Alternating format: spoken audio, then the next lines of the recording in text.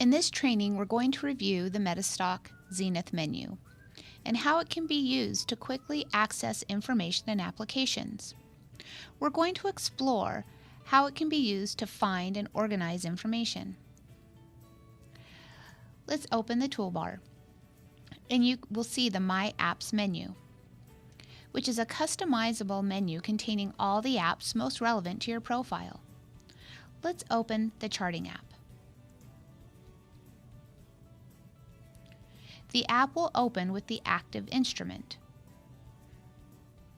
Let's go back to the XENITH menu. And let's click onto Markets. To add a view to My Apps, you want to click the plus sign next to the app. Let's add the stock guide. And now let's go back to My Apps. And you'll see at the bottom that Stock Guide has a little new icon, letting you know that it's been added to My Apps.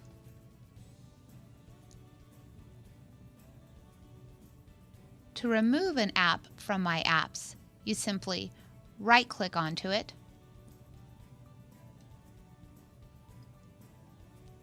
and select Remove. You can change the order of the apps by dragging them to the preferred location in the list.